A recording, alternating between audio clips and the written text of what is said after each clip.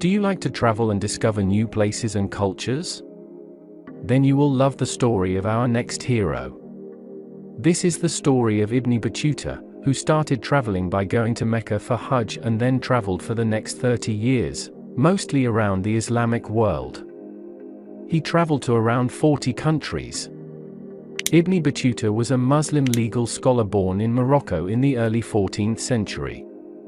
During this time, Islamic civilization stretched from the Middle East to West Africa, to India and Southeast Asia. Ibn Battuta set out for Hajj at 20 years old, and on completion of Hajj, he continued traveling because he enjoyed seeing new places and cultures. He had spent time in Egypt and Damascus on his way to Mecca. While in Egypt, Ibn Battuta visited a saint, and he had a dream of an enormous bird that would carry him towards the east, leaving him there. The saint interpreted that Ibn Battuta would travel to India and stay there for a long time. Ibn Battuta did not forget this dream. After traveling through Iraq and Persia, Ibn Battuta went back to Mecca to do Hajj again and studied law for around a year. His adventures then took him down the Red Sea to Yemen and across to East Africa. He explored Ethiopia, Somalia, Tanzania, and other beautiful places. He then made his way to Anatolia, where he hoped to connect with a Turkish caravan and travel to India. From here, he crossed the Black Sea and explored what was then known as the Golden Horde, part of Russia and Eastern Europe. This was part of the Mongol Empire. From here, he traveled to Constantinople, which was still under Christian Byzantine rule. After a 4-month journey, Ibn Battuta finally made it to the Sultanate of Delhi, fulfilling the dream he had seen. He started to work for Sultan Muhammad Tughlaq as a judge, but the Sultan was a very cruel man, even for the Middle Ages, and Ibn Battuta feared for his life.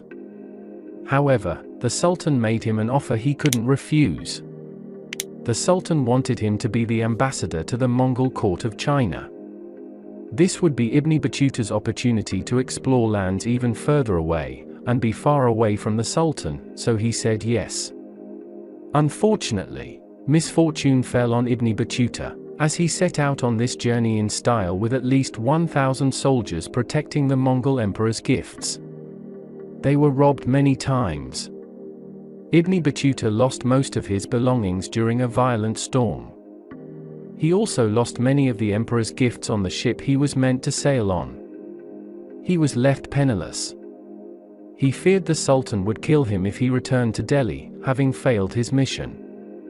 He decided to continue to China, but on a much longer route via Ceylon and Maldives.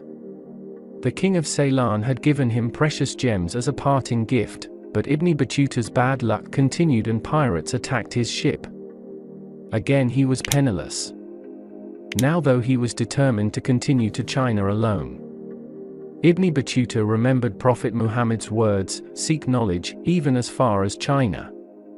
While it doesn't mean that we have to go to China for knowledge, we must try to go wherever we can to gain wisdom. He traveled through Bengal, Sumatra, and Java before finally landing in China. From southern to possibly northern China, Ibn Battuta saw a large part of this great country. According to him, China was the safest country in the world. Having reached the far ends of the world, Ibn Battuta made his way back to Damascus. In Damascus, he witnessed the effects of the Black Death. There were dead bodies everywhere, and communities had been wiped out. It was a very scary time for the world and much worse than what we have seen with the coronavirus pandemic in 2020. Ibn Battuta decided to continue to Mecca. Seeing even more death around him, he felt that he needed to head back home now and see his parents, family, and friends. On reaching Morocco, he learned that his mother had sadly passed away. He started feeling restless and decided to explore Andalusia, followed by Mali in Western Africa. When finally returning to Morocco for good, he was commanded by the Sultan to narrate his adventures to be written into a book, the Rihla. Many centuries later, this book was translated into different languages by European scholars, and the stories of his travels became famous.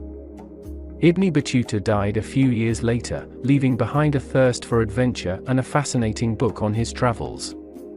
Every day can be an adventure for us so long as we remain curious about our surroundings, keeping an eye out for something new. See you next time.